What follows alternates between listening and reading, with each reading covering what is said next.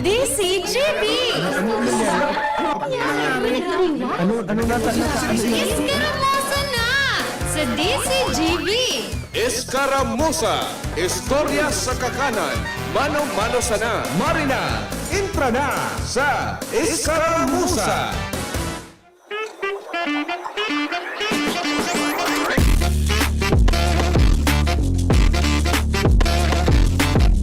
Hi! Pagpasensya na po ang boses ko, ta sagod sa ngunya. Di ko pa nakukuha ang tamang patama-tama Kuya June kan sa kuyang pang-imasma. Ini po ang epekto kan na grabing init kan panahon and at the same time pag magilid na Kuya June sa bako na mainit, ang hahanapon mainit na malipot na tubig o malipot na soft drink. Dahil na pag-arogon si Ate Angel, arogan ang mga nakakuha Kuya June, sabi ni Mama, ka mga madalunungaya ang payo.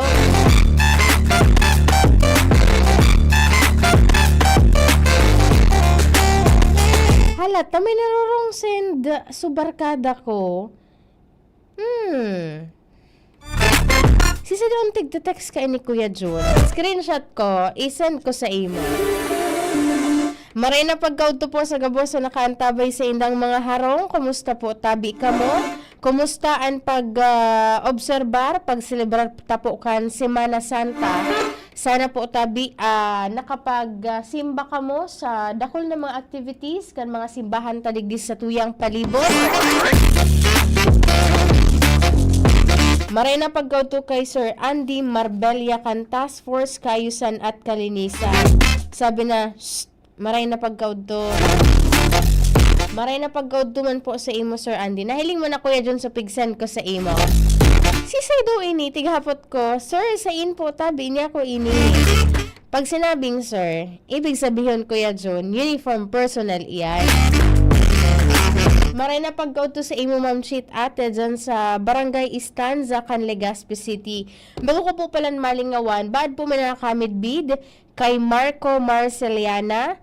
Pasabi po tabi naan sa iyang veterans teller ATM card. Ang niyaon po digdi sa istasyon ka na DCGB.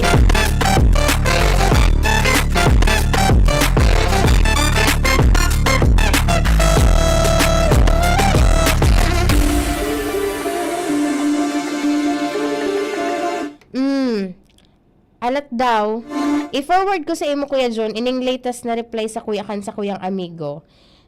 Di ko aram kung paano ko ini i-coordinate unless kung may spot report na an sa tuyang mga amigo dyan sa Legazpi PNP. Sabi ni Sir Alvin, oy, good day Ma'am Angel, dai po magparainom, Ano po Sir Alvin? Nabasa mo Kuya John, may updated ako sa imong pigsan po. Di ko aram kung paano ko siya i-coordinate. Baka ako na lang ang magduman ka ni Tadtaod pagka-programa ko.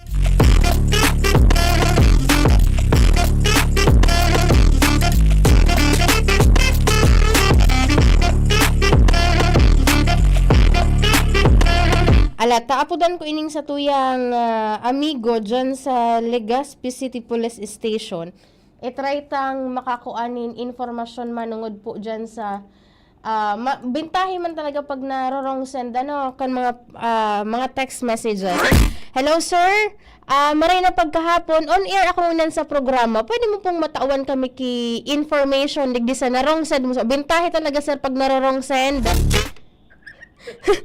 Mga tugang nasa linya po ang tagapagtaramkan Legazpi City Police Station. Narangsan lang siya sa kuya pero wala siyang maginibot. Amigo ta naman ini. Police Executive Master Sergeant Carlos Panya. Manungod ini sir sa may nakuan na gadan po na foreign national dyan sa may Washington po sir.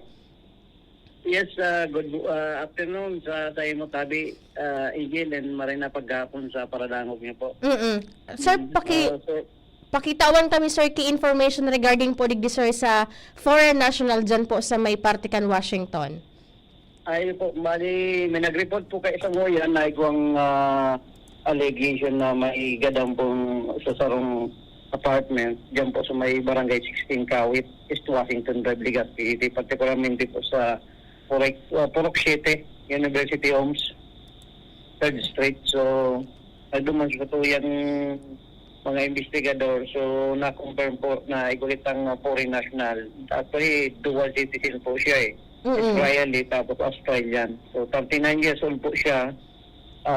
Single, lalaki po siya. So, nahiling po siya kanato yung mga duman na lifeless na po siya sa sarong comfort room dun sa may lugar po na yan. Anyway po, ini po pinagpasyara mangyaray sa scene of defense operative para ma-determine kung anong possible na cause talaga ang ikinagalan niya po. Opo. Ay, mga anong oras po ini, sir, na-report po sa Indo? Bali, ganyan lang po ng 10:13 a.m. And duman, sir, asisay po, sir, so nag-report po sa Indo sa Legazpi PNP? So, may po kang apartment dyan sa ang nambitan ko pong lugar. Opo. May kaibanan ba ni sir sa harong na foreign national po? Kung kaibanan sa sulo lang siya na nag-garage check-in sa apartment po na ito. Apo. And tigpararam naman ni sir sa magkakanig ko pang masararong pang investigasyon and for further details po ini sir. Yes, para maraman ta kung ano ang cause kansay ang ikinagadan po. Mag-follow. Maning kita na nahiling sa lugar na possible na may naglaog sa lugar na nagigwang commotion. So, kaday pong sinyalis na igwang siring na nangyari ba. Baysa na sir, ito magtaga-follow up na lang po ako sa imo sa mas mahiwas po na informasyon manangod po dito sa insidente dyan sa Barangay 17. Tama, sir? 6. Barangay 6. Barangay, yes, East Washington Drive po. East Washington Drive. Opo, sir. Salamat unon po, sir. Barangay 16 po. Barangay 16. East 16. Washington Drive. Opo. Thank you po, sir.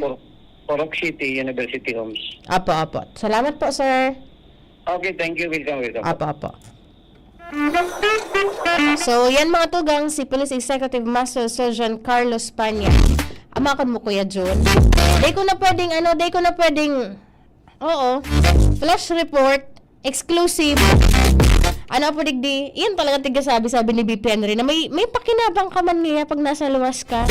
Na wrong send lang, daw ka makataram ka lang, Kuya Jun, na wrong send lang talaga. Ito pati nga niya si sir, sabi na, ouch, wrong send po. Alas 10:13 kasubagong aga naka-receive sila ng report manungod sa nag-check-in lang Kuya John dyan sa Purok 7 kan Barangay 16. Tapos nanutara ninda na wala na nin buhay, dual citizen ini, foreign national. And then syempre dayta man basta-bastang maaraman kung ano kausa kan sa iyang pagkagada.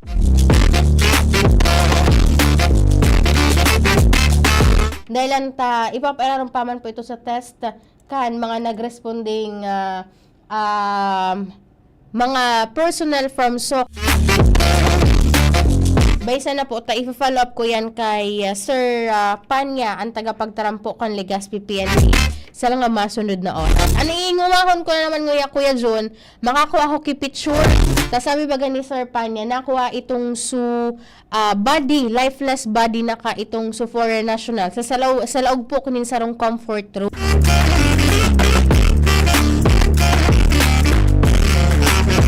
Bad may mga pictures na maisend sa tuya sa mga barkada ta. Digita naman matetesting mga tugang sa tuyang paghanap nin connection. Sabi ni Sir Francis Jam Nunez, nakuha mo so kairasan mo, sabi kan mga ninuno. Araw talaga ni Sir Francis pag medyo madunungan pa yun. Pag grabe po bagaan ang init, ang tendency talaga kayan, hahanapon mo malipot na tubig.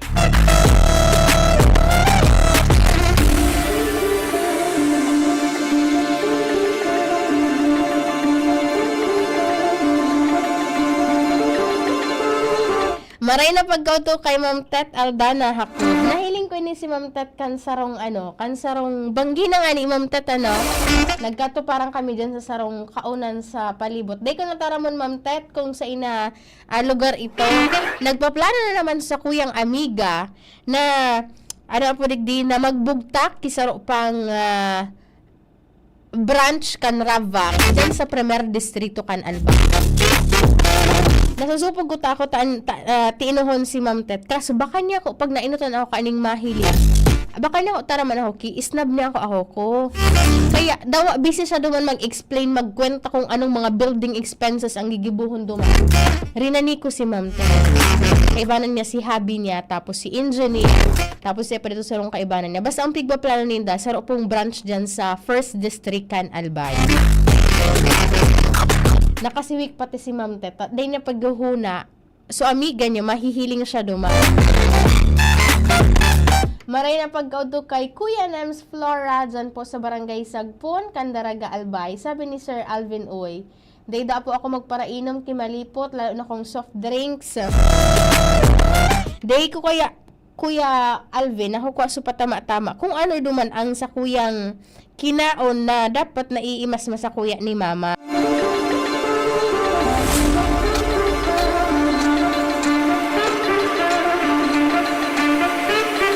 Ayan ang mga nagkakakuro ka mga madunong ang payo. Pero so naghahapot man kung kumusta itong su driver kan su sarong pick-up truck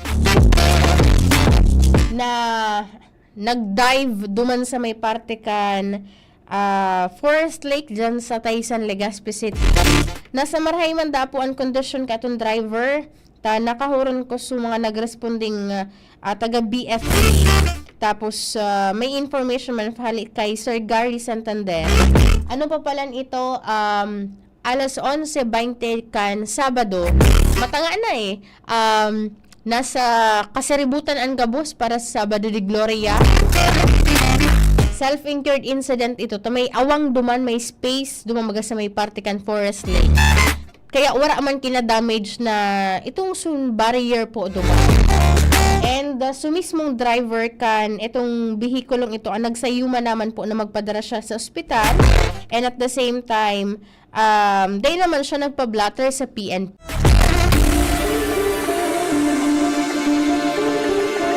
Ang problema lang taday pa na huhugot duman Kuya Jun, day pa nahahali so pick up truck na nag-dive talaga Kuya Jun. Nasa ibabaw siya ka mga nitsu baga dyan sa Barangay Taysan. Pero good news dahil lang ta safe man. Yung ang pagsasabi na sa kada pagbiyahe ta, ingat-ingat po just in case may impluwensya nin droga, nin alak, magpaano na muna, magpaumay dahilan ta, syempre mas marhay na mahiling ta, ma-sure ta na ligtas po katang makakaabot sa tuyang mga destination. Maray na pagkauto kay Kuya Rolly Alvarado. Good noon, Ma'am Angel. Happy birthday si self ko. Uy, happy birthday, Kuya Rolly Alvarado. Watching and listening from Pasay City. Ano pa man, Kuya June, pwede nang katamag suro sa reblagan. May pakinabang na akong una na pagkaodto. Nakuha ta na su informasyon dyan sa may parte kan Barangay 16. Manungon po duman sa naku ang lifeless na foreign national, and then sa mga masunod na oras ipa-follow up na lang po yan dyan sa Legazpi PNP tanganing maaraman ta kung ano po so naging kausa kang pagagadan kay itong dayuhan digdi po sa tuyang nasyon. Ang kaibanan ko po sa lado technical si Kuya Jun Napoles, ako po si Angel Mustaza. Bye-bye. May iba't ibang karamdaman ka ba gaya ng high blood pressure, diabetes, sakit sa puso, sa kidney, sa atay, may mayoma,